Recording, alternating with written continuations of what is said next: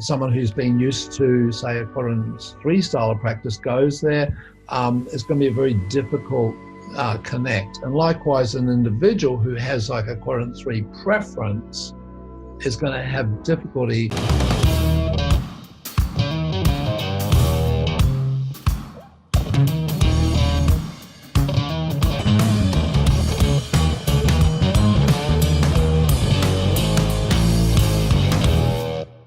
Hey gang, welcome to the Marketing Your Practice podcast. You're here with Tony and Angus, and we just finished a wonderful episode with the amazing Mark Postles. So Mark is a chiropractor, more than 40 years experience. He has probably influenced and impacted more practices than many people. The conversation we had with Mark today is all about what he refers to as the associate-driven practice. So how do we multiply our impact? How do we bring other practitioners in, whether they be chiropractors, bring more chiropractors in, other allied health practitioners? And how do we do that in a way that leaves legacy, that gives you more freedom, that allows you to have more impact, financial freedom as well? Yeah. What are your thoughts? Well, I was really taking it that from our headspace being one of a practitioner to being a business owner, but even more than that, like an entrepreneur, a leader, someone whose mission is to take people, i.e. the associates, to allow them to grow and expand and be the best practitioner, the best leader that they can be. And what I loved about this chat is that he goes through some models of running an associate-driven practice that I'd never really thought about, and it's kind of the complete opposite to how most principal and associate practices run, which is often fear-based, i.e. you can't be better than me, you can't take my patients, you can't. Yet this is a very empowering model that Mark goes through. Great chat. One of the challenges is that for so many of us as health practitioners, we are swapping our money for time. We work more hours, we make more money, but it's not a zero, or it is a zero-sum game. There's only a certain amount of hours that you can actually work. So many of us end up tired and broke down and emotionally and physically exhausted. And then we try and get this associate model going, and so many of those relationships break down as well. So the idea is that Mark has a contrary to popular belief. He starts off and says, here's how you can take your practice and set up your own, and I'll help you do it. Here's the financial arrangements we have. When people come and he has an associate come on, this was a key distinction for me. He sees himself as working for them, not the other way around there too. We've employed, Tony and I, and then my wife Lauren and I have employed multiple associates over the years there too. Some of them been very successful long-term relationships, but some of them not. I'm happy to admit that too. And Mark helped me really clear up why the relationships broke down that did break down too. We think you'll love it. Have a listen. Let's get in. Mark Postles, welcome to the Marketing Your Practice podcast. This is a great honour for me. I get to sit down with one of my mentors and teachers and a giant, particularly within the chiropractic profession. Mark, how are you today? I'm great, thanks, Angus. Yep, I'm really good. It's good to be with both of you there, Tony and Angus. So that's cool. It's a pleasure. We're going to have a conversation, one that's very timely for us at the moment. We're in one of our practices employing new staff, looking at our models as well. So today, for those of you that are joining in with us, we're going to be talking all about what we often refer to as the associate-driven practice, bringing on, whether it be extra naturopaths, Chinese med practitioners, chiropractors, to help to run our practice. But before we get into that too, Mark, for a little bit, for those in our audience that aren't aware of your background, can you kind of just bring us up to speed of your journey that's kind of brought you to where you are now? Okay, so it's been quite a journey. It's been over the last 44, well, actually in my 45th year now in practice. So it's been one of being an associate, being a partner in a practice, which I brought into practice very early in the piece, having then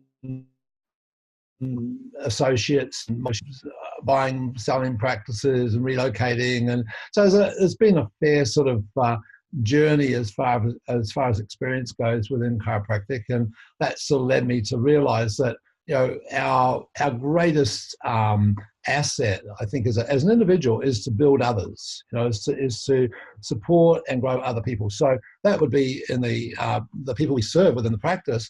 And then, of course, the practitioners that we have coming out in our professions, and then supporting and growing them into becoming competent and being able to serve at a high level too. So the strategy, if you like, is to take newborn babies, give them exquisite service, guide them in the direction of a great college, have influence over college too, so there can be quality assurance there, and have them come out, become associate with you for a period of time, and then go off and become a world leader in their profession as a result. So that's sort of just the summary.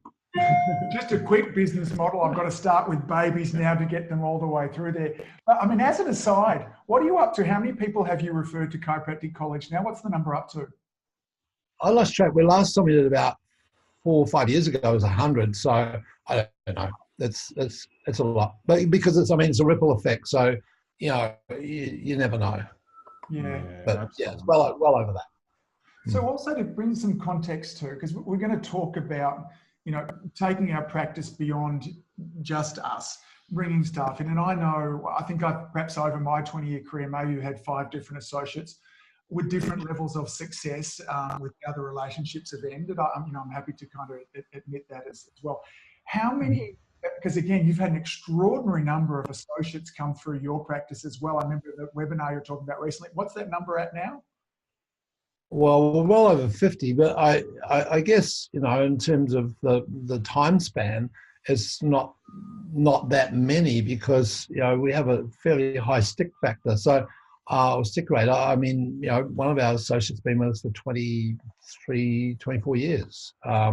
So, yeah, I haven't looked at the average. That's probably a useful thing to look at, actually. But it's, some people come, sort of have this idea that it's a season, a reason, or a lifetime thing. So, people might just come in for a certain reason to be an associate, and that could be to learn some skills, to get their sort of feet wet, or even be looked after, having just graduated. And then they go off and do their own thing, or they go do another associateship.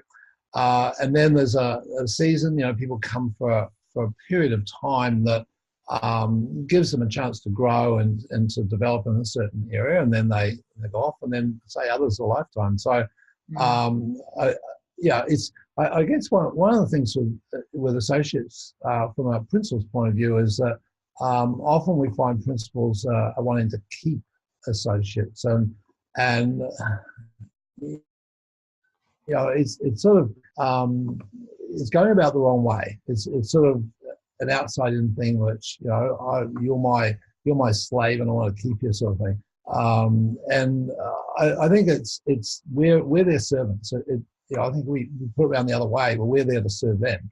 And when they, when the little bird's ready to fly, they fly. And they go with blessing. They go with the good nurturing that we'll be able to give them, and they make a difference in their sphere. So, I think that sort of just recognizing that can resolve a lot of struggle for practitioners. They don't have to have an associate for a lifetime. It may be, but it's probably not going to happen. And so probably the average rate is probably 18 months. Yeah. Okay. Because that does bring up the skeptical side of me, Mark. Because in the 20 years that I've been in practice, I've really seen very few associate principal relationships really thrive. Some have worked okay, a lot just don't work. So if I'm wanting to bring on an associate, I'd like to learn from the mistakes of the past and what you've seen. Why does it go wrong? Is it an expectation management thing? Is it a headspace like you've just mentioned, one of them? What are the other things that make it don't work so we can learn from that? Yeah, I think expectations is really the critical factor. That I think you've just nailed it there, Tony. The on both parts, what the chiro or the physio or naturopath, the principal, the owner, and it can be a multidisciplinary practice, what the owner sees as being after within their associate, and then the associate's expectations of what they're going to get and give. So it's a mutual thing, and when expectations have been declared, or firstly been recognised within the individual, because often we don't even recognise we have an expectation. It's just some vague assumption that has no founding in any sort of substance. And so by doing some introspection on that, it's like, yeah, I would like an associate who blah, blah, blah. And from the associate point of view, it's like, yeah, I'd like to have a principal who is so we get clear on that, and then we declare it. So it's one thing about knowing what our outcomes are or what our expectations are, but then the next thing is to be able to declare it and have it match with the other person. So, there's a connection there, or a lack of connection right from the beginning. And then as we go through the experience, there's going to be undeclared things that start to come to the surface. And it's like, and there's difference of a social relation. There's like, I'll give anything to work for you, which is, the first stage, the hot romance stage, and a period of time later, the associate might start to see a few areas where there's a bit of angst going on. It could be like, well, you know what, you're working me a bit hard, and then it can go a little bit further, and it could be like, you know what, you're not paying me enough. So you start to see there's people either working into or out of the business at all times, and it'll be based on expectations that have usually been undeclared, because if it was declared, then it would have been dealt with. And then, of course, the last stage is, see you later, your SOB. By the way, I'm taking your staff with me as well. We're going down the road. So, I mean, that can happen, and does, unfortunately, in healthcare. So, I think that's about recognizing the stages, being strategic about it, and so, I mentioned at the beginning there about identifying babies and children who would be great chiros, great physios, great naturopaths, great herbalists, so that you can then nurture that person, and you nurture them through their developmental phases, which is their undergraduate and then their graduate education, and then you become part of their postgraduate education process as well. So, it's a strategic approach that you take all the way through, and that way the culture is interwoven, so it becomes it's a long game. It's as we would with our practice members. I mean, they're there for a lifetime if we see that, and some aren't, and some will. So if we have the vision for a lifetime, then we're going to get the ones that will. If we don't have it, we have the vision for just a reason, then we won't get the ones who are there for a season or a lifetime, because they'll just come and go. You see, so I think it's the same with associates. We develop them, we grow them, we work with them, we nurture them, and we are working for them all the way through. I like that in the webinar or training I was listening to recently that you did, you brought up something that I've not heard anybody talk about, and they're different practice models that go all the way from kind of tribal through to kind of corporate, and then more of a social model there as well. Can you talk about those? Because those models act to then impact the way that we communicate and the relationship that comes about. And if we running one model with a different communication framework, I can see that's where things have broken down in the past for me. Can you introduce our audience to those models and then the frameworks and the relationships that come from those models? Sure. So that's based on the innate model, which is a process that I developed over a long time, over probably 20 years, on recognition of personality profiling misses the mark in that it's not neurologically based. It's identified archetypes, and most often there's 4 archetypes. And I went through over 200 programs right back from Plato and Aristotle, and put it on a big spreadsheet and looked at all the character traits of the archetypes. And as one went over the other, over the other, over the other, over the other, it became very obvious that there was a neurological sequence that was taking place there. And so rather than have personalities as an identity, where it tends to be a box that people get put into, I've recognized that because of the incredible ability of the brain to plasticize, we change, we can shift, and we in fact are in a flexible dynamic at all times. However, we're firing off based on our values certain pathways that become our identity. So that's the sort of the neurophys of the brain, of the human brain. When a group of people get together, there's those people who have certain neurological pathways firing, giving them certain character traits, giving them certain behaviors, and they get together as a group or a team or an office or even a profession, and you therefore have this variety that's there, that it gives every person their uniqueness. So when we look at a practice or a business, we say, okay, well, this is a group of individuals who are firing at a certain resonance. Now, the person with the most oomph, at least at the beginning, would be the owner or probably the CEO if it was a bigger corporation. But generally it's just the owner of the practice, and they will have a certain firing. They'll see things in certain ways, and often we find that within these four quadrants of the innate model, that the practice that has the owner's identity stamped on it, it's Joe Blogg's chiro, Anita Williams, physio, etc., that becomes the identity, and it's a tribal identity. Now, it may not be just in the name, but you'll see it in the actions, that when the leader of the tribe says this is how it is, then everyone else says yes. I mean, the leader of the tribe's like standing on the totem pole, and the everyone else, including the associates, so the navvies around the bottom of it, doing what they're supposed to do. And there's a lot of control in that because of the vision. The leader has a great vision and a philosophical constructs that are very, very strong. As long as you don't waver from them, then you're part of the club.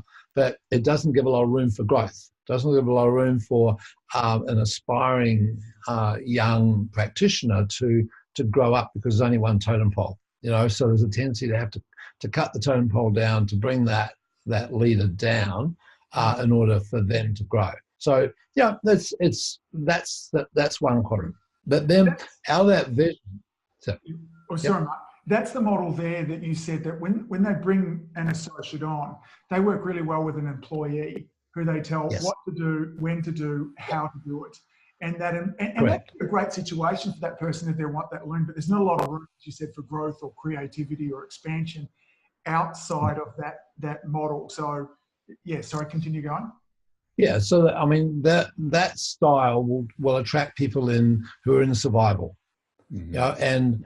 And oh look, I'd love to work with you. I just want to learn every part of that technique that you do, and it's that sort of a thing that usually happens at that point. If a person comes in who's probably more elevated within their own personal journey, then they won't stay there for long. Right? So there's great attributes to that, and there's great challenges. And these models integrate with each other, so it's not one or the other, right?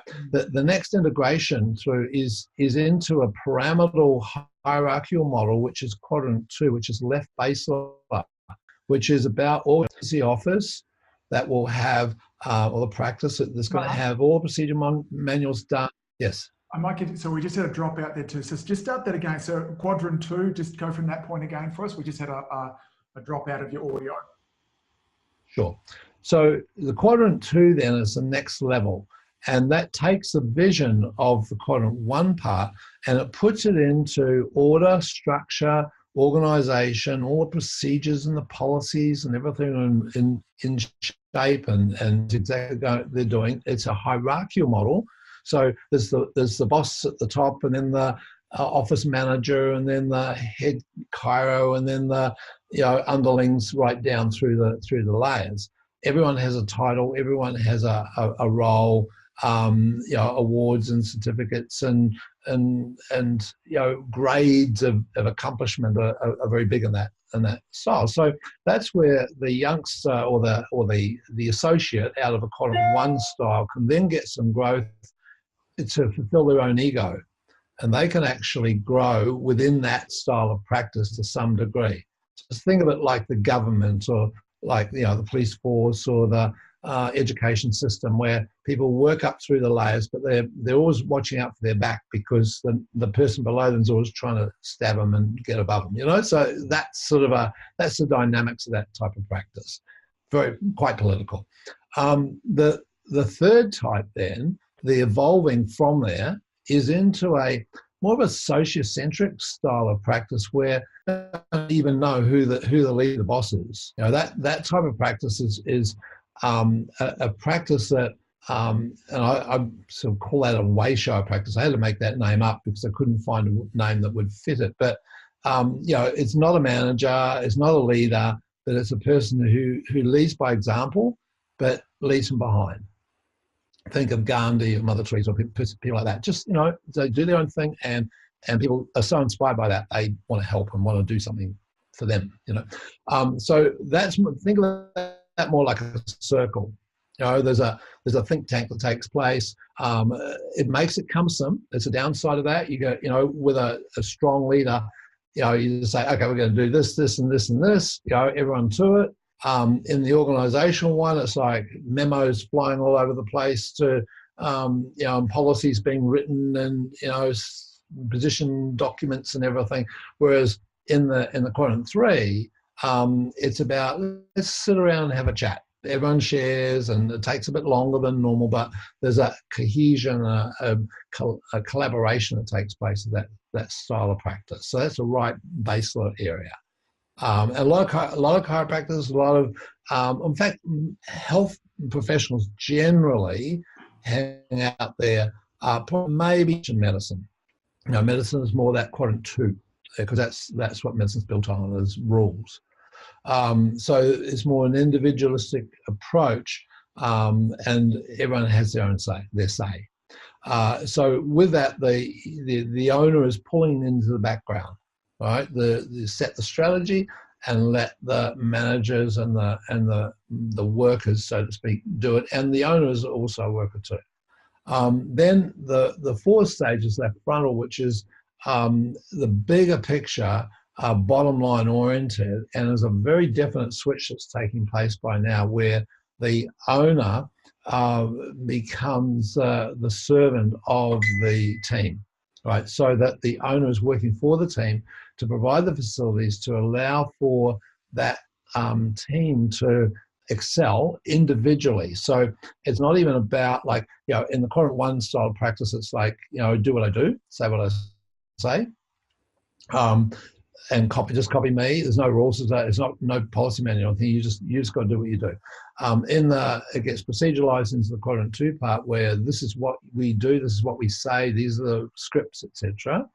Into the quadrant 3 part, it's like, how do you feel about this? What's the purpose of doing this, and how would you apply it?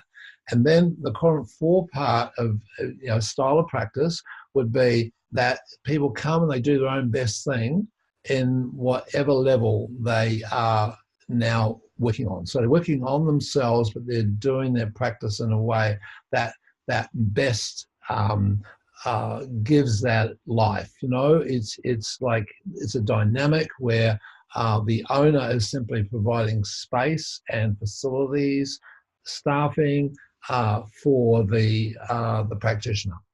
So it's 4 quite distinct styles. So as you said there before, Angus, if you have a quadrant 1 style of practice, and you someone who's been used to, say, a quadrant 3 style of practice goes there, it's going to be a very difficult connect. And likewise, an individual who has like a quadrant 3 preference is going to have difficulty with the overbearing nature of that quadrant 1 boss or that tribal chief. So yeah, there's disconnections at each level there. Yeah, I think it comes back to what Tony said too. That I think, Mark, it's brilliant. And 20 years in practice, I've not heard anybody articulate it for you. And to me, when you go through those 4 quadrants, I actually don't see them even as a hierarchy, because I can see that there are people that will thrive in quadrant 1. But the challenge that I see is that there are times that, you know, I've behaved a little bit like quadrant 1, a little bit like quadrant 4, and I've realised that there's been mismet expectations, and that's where things where I go, I got it.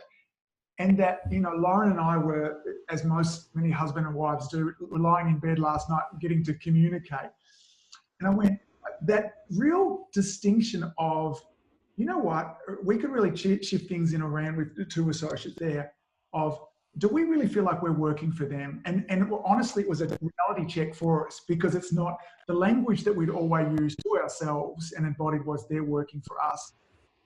Yet I would have thought we had a quadrant 4. But it was wonderful realization to go, I got it. Okay, so if we're working for them, we've already strategized how our communication changes, all those kind of things there too. And yeah, so I'm very grateful for you to be able to kind of come up with that model, you know, inside of that as well. So, because that then takes it, certainly here in Australia, we have lots of issues and concerns at the moment in around the contractual relationship between, you know, are you an employee? Are you a contractor?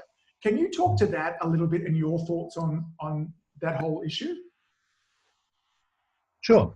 I mean, there's two things on this one. One is the actual contract and the wording and the legalese. The other is the way it's used and the way that the business runs. And, you know, so a contract that would be appropriate for the practice is being, you know, is if that's employed, then the practice is running like a quadrant 1 style of practice.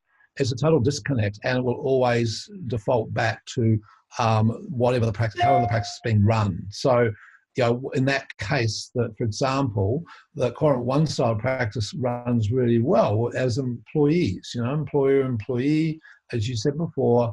Angus is, you know, just tell them what to do, and the associate gets told what to do, and it can be very, very useful. So can I jump in there for a moment, Mark? Because so tactically that would look like me saying, if you tell your staff what hours they need to work, what they need to wear, what they say, how they say it, what fees they charge, regardless of whether or not you're trying to pretend to call it a facilities occupancy type sort of agreement, you're not behaving that way.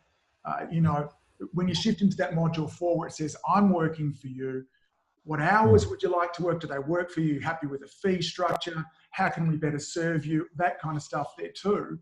That's something that I would imagine, again, I'm not a lawyer, so please, you know that too, but it looks much less like an employee arrangement, much more like an occupancy facilities agreement. Absolutely. And you know, whilst I must also declare that same disclaimer that, you know, I'm not a lawyer or an accountant. However, I'm certain that in Australia that the ATO has, and I know most other Commonwealth countries have, slightly different in the States, but not much, where it's a checkpoint thing. So, you know, if you are prescribing the hours, even if you prescribe the fees that there's a charge, that is a tick in the favour of an employee, which means everything becomes an employee. That's their default position. There's actually 6 tests of that. So, you know, that in Australia. So that's it's about using the appropriate agreement and employing it in the appropriate way. There's shades of grey there when you get to say corporate style of practice, that quadrant 2 practice.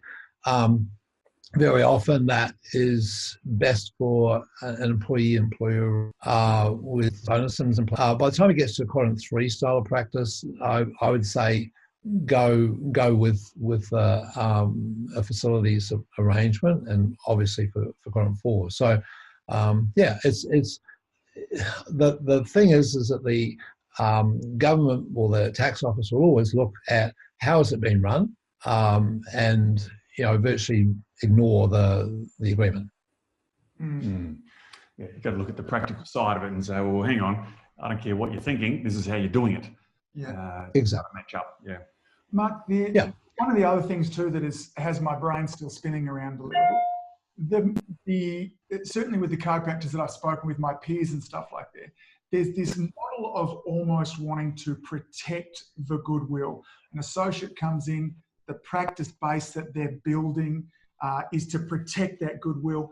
Whereas almost from the beginning, when you're starting the relationship, what you're saying is, hey, listen, you're building this goodwill, and if you want to go, you can take this goodwill, and here's how you would buy that, and here's how we will help you to do it.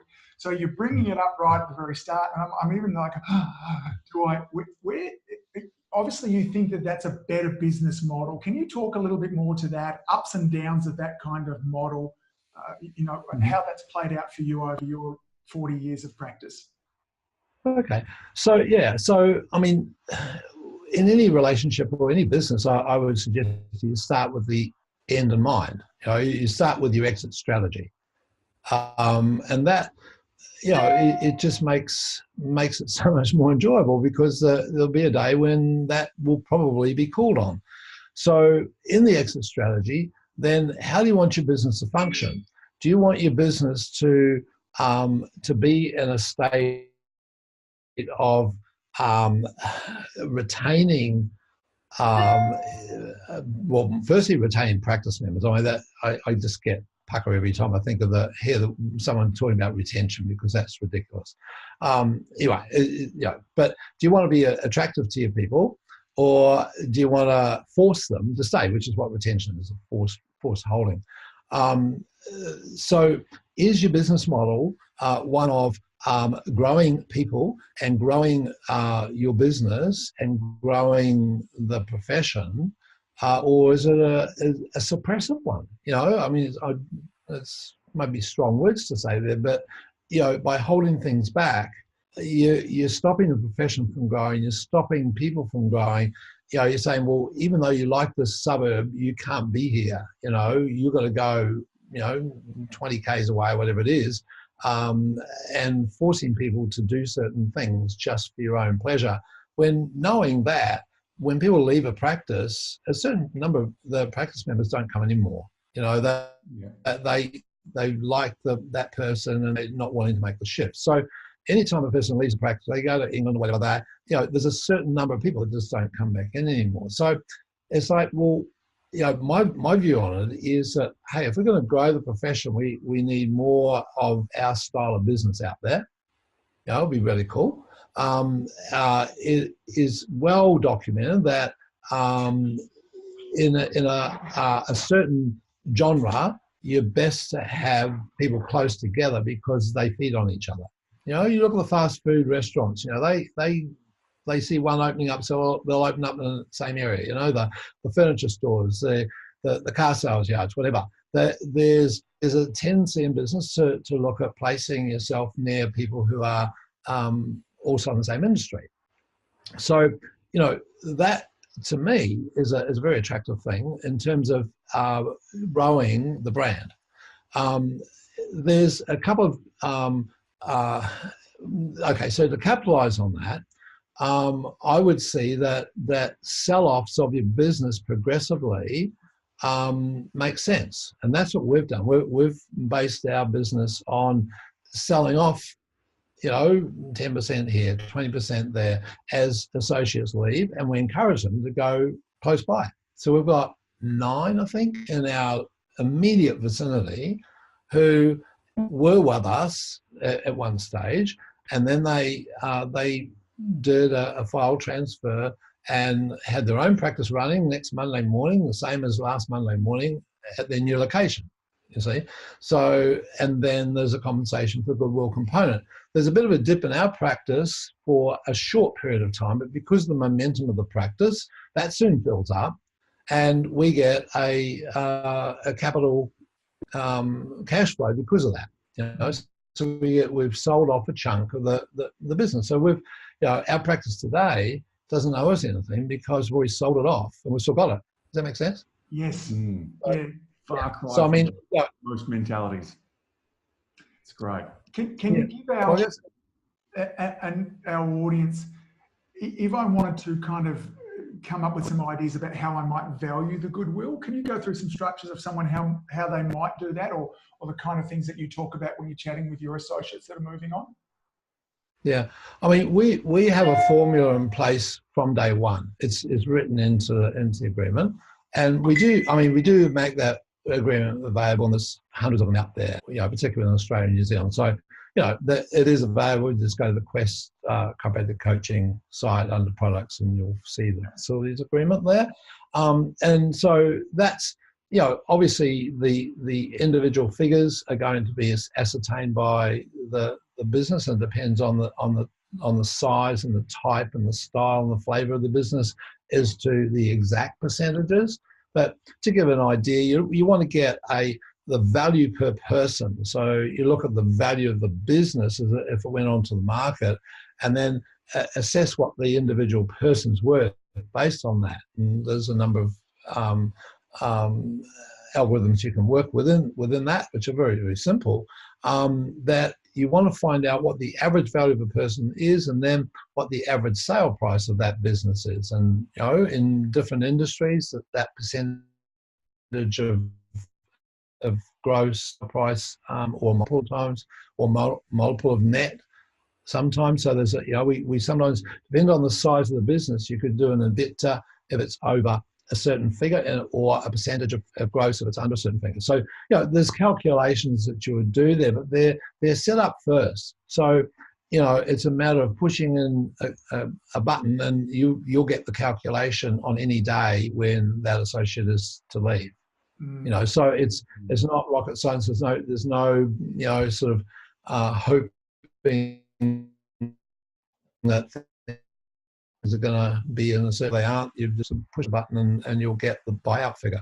Yeah, it's great. I mean, there's a unpaid testimonial here. I certainly have bought your facilities agreement. It's super helpful at helping to provide some outline in terms of kind of how this relationship sort of works there as well.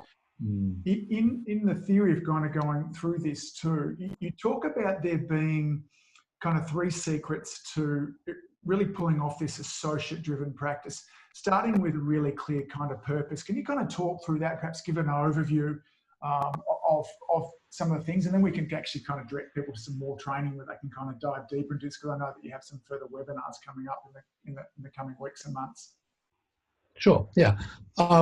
So there's a the why we do what we do is critical.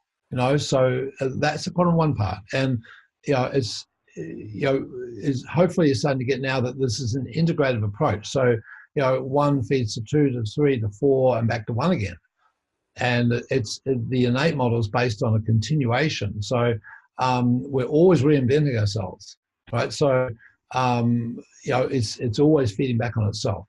So the one is the values. The one is looking at why we're here, what we represent, how we want our culture to be. The 2 is the organizational strategy that underpins that, because as we all know, if we get real hot ideas about where we want to go and what we want to do, and get really excited about it, it's all fun, we have our planning day and yay. And then, by week 3, it's like business as usual, because it hasn't been put into an implementable format. So the organisation and the structure needs to be in place. Policy manuals, and particularly you'll see most practices, particularly in healthcare, are big on the policy manual when it comes to the front desk and their assistants. They're pretty light on the ground when it comes to the operations area of the professional, and that's just an indicator that it's sort of stalling at the quadrant 2 part. So that's a necessary component too. So having policies and procedures, having quite a rigid sort of approach at that level. It'll be mellowed once it gets past that, but if it stays at that level, if all the focus is on that, then it becomes quite officious almost, So that then, that's the second stage of development. right? So it's the vision, then there's the organizational stuff, and then taking it through into the connection, the feeling, the communication, the vulnerability of being a practitioner, where sure you're responsible for all the stuff in the quadrant too, you know, all your science and your understanding, all your past evidence and stuff. But when it comes down to the coalface, you're working with a person who has their own representation of the world. It's about moving out of your own stuff and into theirs. And there's a skill there. There's a learnable thing. It's unlearning. It's, you know, stripping away some of the crap that we carry around with ourselves and allowing ourselves to connect. So when you look at great practitioners, you know, they're just one with a person. And time stands still. It becomes just this beautiful dance that two people can do together in a therapeutic context, or not even therapeutic actually. It's a generative context at that level. It's no longer, you know, about the thing. You know, it's about them. So that's a critical touch point for practitioners, and practitioners are drawn to that, and they usually, you know, see that or think that technique is what's going to get them there. And whilst technique is critical, and it's important to deliver precise and effective technique, the connection is probably more strong than that. You know, you can have great technicians, but if they don't have the connection, then they're stuck. So you know, that's, and their outcomes aren't as good. So, you know, that would be that third phase. And then the ability to go up into the fourth phase is the ability to see things from a bigger perspective, to have robust discussions, to be able to have change, to be able to reinvent oneself and reinvent the organization on a very regular basis, and to have a business that's planned for longevity, regardless of who's in charge or who owns it. And so in this context, then we would suggest looking at sort of exit strategy, even though it might be another 20 years down the track, but sort of looking at equity buy-ins and so forth. So we have equity buy-ins with 3 of our associates now. So, you know, having a situation there where people can not only just have a responsibility for their productivity there, but they can also have an ownership responsibility. So it really starts to morph it into a different style of thing. And then that actually puts us back into quadrant 1 again, because we're looking at, hey, how can we really drive this? You know, who's going to be our spokesperson and what, you know, so it's actually revisiting all the stuff that's great about quadrant 1, and then that connects it through into 2 again. So, you know, it's evolving. It's either evolving or devolving. And you see that too. You see a lot of practices just devolving as the principal gets tired. The whole practice starts to shrivel. Yeah, absolutely. So, I love it, Mark. What I love is this concept of growth and expansion that comes from everyone in the organization and the organization itself. And it's liberating. And I just see so many practices that are running this, as you say, this kind of fear-based modeling of principal, associate, dictator, worker. And there is another way, and I applaud you for putting together a model that can be implemented that is another way. So, you know, I'd love to direct people if they want to dive a bit deeper and get more training about that. We'll have some links around, but to find out more about you, Mark, where should people go? Well, if they go to questchiropracticcoaching.com, that you know, gives an introduction to us and who we are. When it comes to the issue, we do run a program that lasts for a year that chiropractors and others can become involved in, because it's about the structure, it's not about the content. So, you know, regardless of your philosophical viewpoints or your practice modalities and so forth, there's a structure there because it's based on the neurology of a human being, and we all have the same sort of noggin, although, you know, some of us are better displayed than others Hey Tony. Anyway, although Angus is working at it, so it's slowly. but, yeah. 2 holes and a half, eh? So anyway, we're so looking at the associate model. That if you are interested in having a look at the webinar, for example, we do have a link to that. I don't know whether you guys can put it up there on the screen or it'll be whatever. down below in the show notes. Yeah, pop it down there because it's one of those long forward slashes and colons and keeps going. So, but anyway, well, you'll track it down through the Quest site. But if you're interested in growing the business and taking a practice that become a business, or probably even more specifically, taking your hobby and allowing it to become an enduring legacy. Yeah. And if you can do that, and by turning people into magnificent human beings that they are, doing things in an optimal way, that's pretty cool. It's makes life worthwhile. I feel like already, Mark, there needs to be a part 2 of this conversation, because I really want to in the future dive into. A lot of this is predicated on the idea that I stop seeing myself as a practitioner and I start seeing myself as a business owner, entrepreneur, developer of people there too.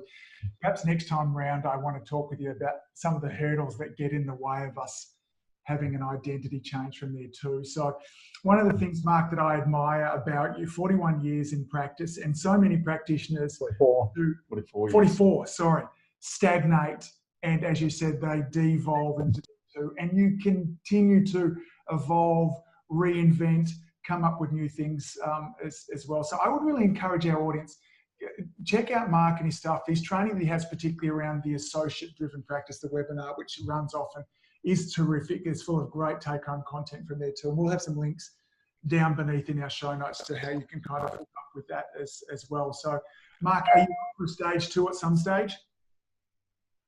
Yeah, absolutely. Just give us a yell. I'm very happy. So, I love sharing.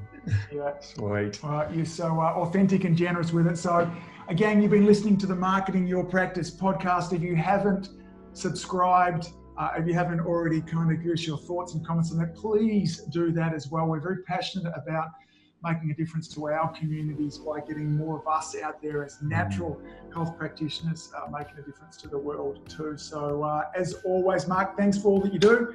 Keep saving lives. We look forward to seeing you soon. You too. Keep up the good work. It's great.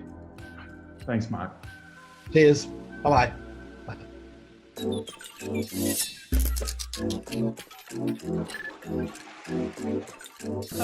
Oh, right. You were doing a muscle man interview before, were you? So we're going to mix the shirts up so it looks like we're doing it on different days.